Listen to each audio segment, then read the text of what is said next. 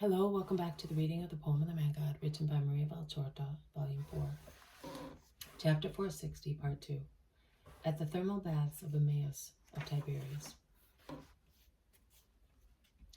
Thumbs down, Appius Fabius, thumbs down. The so-called king of the Jews has not granted you the grace. Give us your purse, you lost the bet. The Greeks and Romans make a terrible din surrounding the disappointed man, who pushes them aside and begins to run as best he can, being so obese, pulling up his clothes and lurching with all his tallowish mass.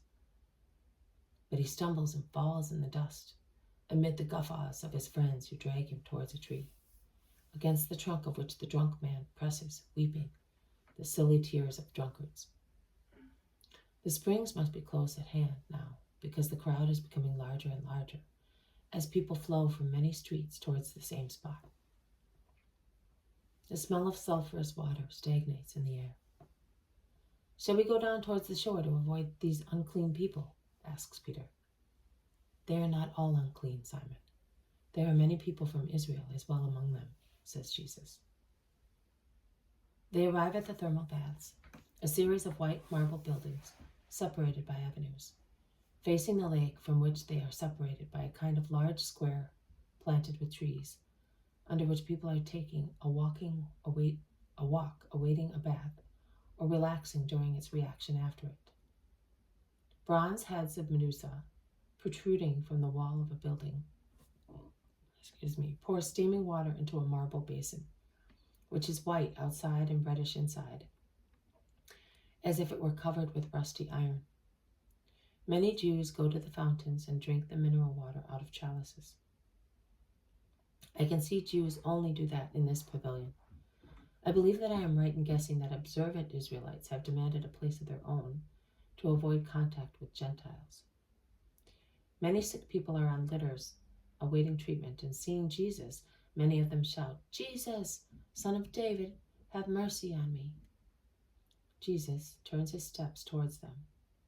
People suffering from paralysis, arthritis, ankylosis, with fractured bones which will not knit, or suffering from anemia, glands, women withered before time, children prematurely adults, and under the trees, beggars who moan asking for alms. Jesus stopped near the sick people. The rumor spreads that the rabbi will speak and cure. People, also those belonging to other races, come close to see. Jesus looks around. He smiles, seeing the Greek sent by Syntyche, coming out of the baths with his hair still wet after a shower.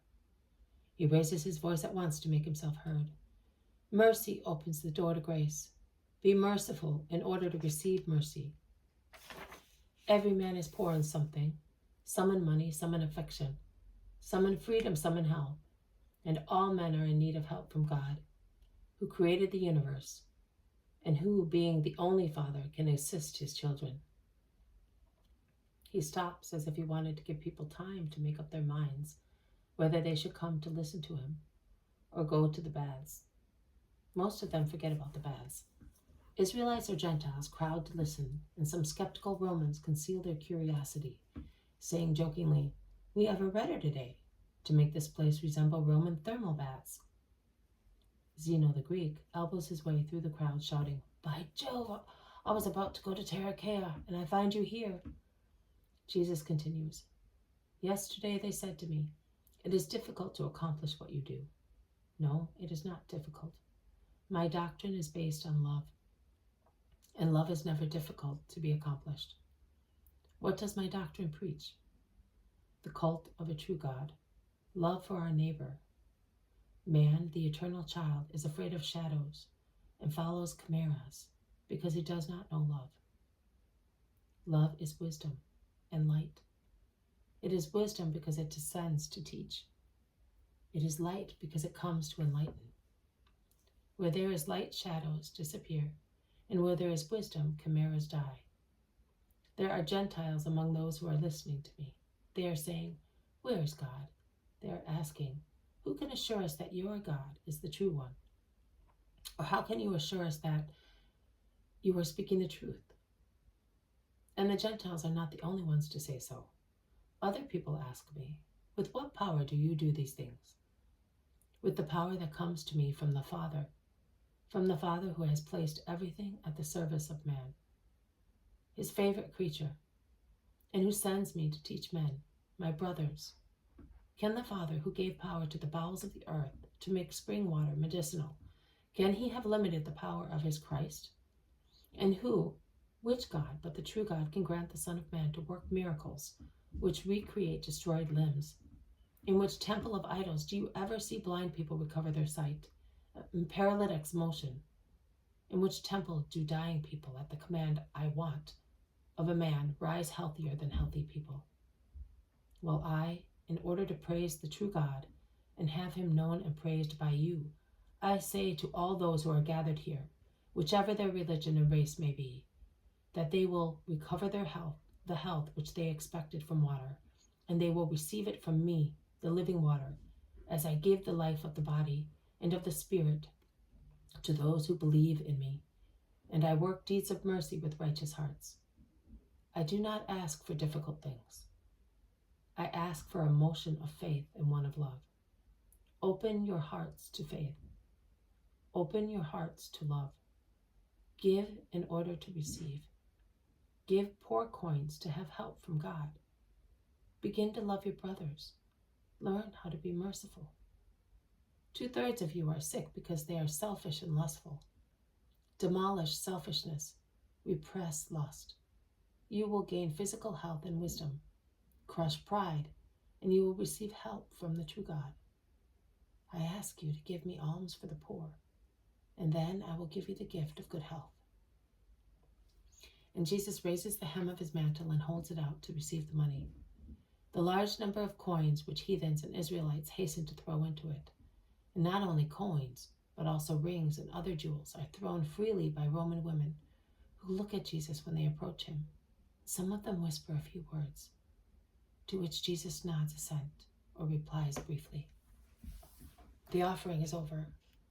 Jesus calls the apostles and tells them to bring the beggars to him, and the whole amount disappears as quickly as it was put together. Some jewels remain, and Jesus hands them back to the donors because there is no one who can buy them, and thus change them into money. And to comfort the women who offer them, he says, "Your desires are as good as accomplished actions. The offerings you made are as precious as if they had been distributed, because God sees the thoughts of men." He then stands up and shouts, "From whom does my power come? From the true God. Father, let your power shine brightly in your Son. In your name, I gave this order to diseases. Go away." And there is the usual sight which has been seen so often. Crippled people stand up straight. Paralytics move. Faces become healthily colored. Eyes begin to shine. Shouting of hosannas, reciprocal congratulations of Romans, among whom 2 women and a man have been cured. And they want to imitate the cured people of Israel. But as they are not yet prepared to humble themselves like the Hebrews by kissing Jesus' feet, they stoop, take the hem of his mantle, and kiss it. Jesus then sets out, eluding the crowds. But he cannot evade them because, with the exception of a few stubborn Gentiles and some Hebrews, even more guiltily obstinate, they all follow him along the road to Tiberias. This has been a reading from the poem of the Man God, written by Maria Valtorta, Volume 4, Chapter 460, Part 2, at the thermal baths of Emmaus of Tiberias. Thank you for listening. I will see you tomorrow. May God bless you, and may peace be with you.